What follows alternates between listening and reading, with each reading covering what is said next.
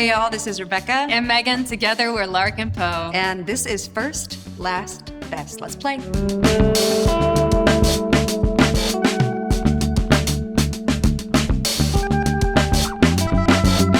First electric guitar I ever played was our buddy's Strat. And I don't even remember the specifics because I didn't know anything about electric guitar. I think it was some sort of a reissue. It was a Sunburst, I remember. But I remember thinking it was just the coolest silhouette for a guitar. And then I went like years and years until I actually reapproached the guitar. But yeah, Sunburst Strat was my first. I'm coming at a pretty high level. The first electric lap steel that I played was a Rickenbacker Panda 1955 Panda. Is that the one you bought, or was that Lou Womp's? No, it was the one I bought. And so my dobro teacher at the time said, I think that you would really get into lap steel. And I was like very resistant to even picking up lap steel.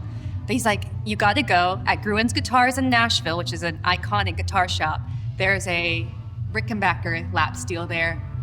Just go get it and thank me later. And I really thanked him later because I fell in love with it. And I played that thing for years. But also, yeah, shout out to Lou Womp, like the ultimate sommelier of tone, like pairing you with like your ultimate be-all end-all. He called it. He called it. It's pretty sick.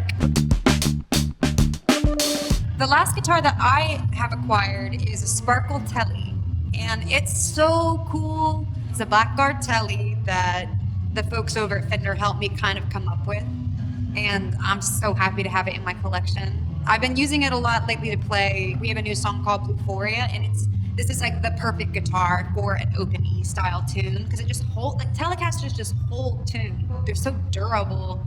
So this has been my newest favorite guitar. It's been like 12, 14 months I've had it. Fresh baby. For me, I played that Rickenbacker for years and years, and I played it with a stand that I had added to it so I could stand up and play on stage. But it was very heavy, so I really wanted to create a lap steel that was lighter, but had the same tone. So I actually made a guitar with Beard Guitars. He's building now a lap steel for me. That's my own design. That's my latest guitar. It's an Electrolige that I designed. It basically looks like it's like a vintage car. Like that's the best way I can think to describe it. Like it's all fender and bumper and like badass. It was really neat, like as a bystander and clearly as a big fan of my sister, to watch Megan sort of like dump out all her creativity on this project. Like she was there with cardboard, like meticulously cutting out renderings and being like, is this right? Is this? And then took all of her design to Paul Beard, and Paul Beard was willing to step in there. He's an incredible builder too. And they're really cool amazing guitars. Instruments. Okay, I love my Electroliges, but I do have to go back to that first guitar. It was such a beautiful instrument, and it was because it actually got involved in an accident in a cab. A guy slammed on his brakes and it flew through the car, and the neck got broken off of it. So it no longer exists, and it was the best. Heartbreaking. Yeah. That was a very traumatic experience. Like we were in New York to play with Connor Oberst on late night television. Yeah. And like luckily we were in New York City and like we were able to find like a couple backup lap steels. But like if we'd been anywhere else in the country, it'd be like, well, you're screwed. Like you're gonna play air guitar tonight. I'm still pondering on like what I think the best guitar I've ever played is. Probably just based on like all the circumstances around the experience. Like I think I haven't played a Jazzmaster on stage for years, but that was actually the first electric guitar that I ever bought because I'm a huge fan of Elvis Costello. And just the silhouette that he cuts with his Jazzmaster and like the red and like the engraving and the fretboard and everything is just so sick. So getting to play his Jazzmaster, like he let me borrow it when we were on tour with him a few years back.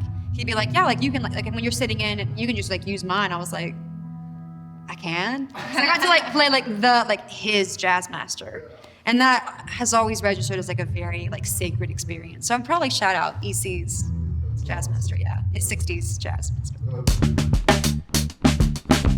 I think the first that I have a memory attached to would be actually being in a studio and messing around with those Space Echoes, like the rack-mounted Space Echo. They're like clearly like we've had like them on boards and stuff. There was a little Moore Echo. Yes, I think that's that what was I'm the thinking first of. one I ever played. But I remember like talking about with like people who are like, you know, analog is king and like you know, it has to be vintage or it's nothing. And Meg and I are like, well, we have like, our pedal boards are cute and they're like mini and they're like, what is this? But we've always been like so unassuming when it comes to gear that is the first memory of an Echo would be a Space Echo in the studio that really like registers.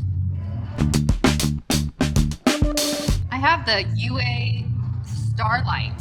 Yeah. Yeah. Yeah, that's the latest. I think the latest one that I would have bought, I'm blanking on the name, but it's Strymon and it's got like a wobble in it. Actually, I need to look up and see. It's on my board right now. It's really sick, but it's sort of got like a warble effect and like a boost. It's like a tape saturation style pedal. Yes, it's amazing. I've so enjoyed it because it really does, it does something very unique.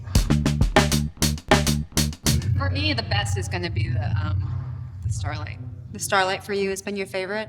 Yeah, hats used off. it in the studio this last record that we made, and using it tonight. It's really great. UA's crushing it Yeah. with their new series of effects pedals. They're really inventive, really cool. What is the big? It's not a. It's like it's Timeline, right? When somebody knows how to work that pedal, that's my favorite to play with.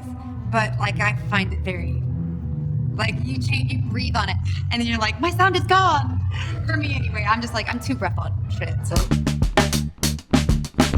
we played a gig down in Chattanooga, Tennessee, at a place called Songbirds, and it was open. I think it's sort of shifted focus and/or ownership. But when we went to Songbirds, this unbelievable private collection of guitars. They opened the vault and allowed us to go in and play some stuff. And so I got to play like the #1 OG Jazzmaster, and I would play that again. Like being able to see the proto. And they were like, yeah, just play it. They like opened it and like took it out. And I was like, I don't want to really? So I would probably play that again because that was really cool to think about everything that's been made in this guitar's image. And that was like the first physical realization of a Jazzmaster. So that would be the thing for me. I would love to try like the first electric guitar, which was a lap steel, the frying pan. Out of curiosity, I want to like try the original, the OG. You can try The best instrument of all instruments? Of course it's the guitar. right. The best is Whose guitar?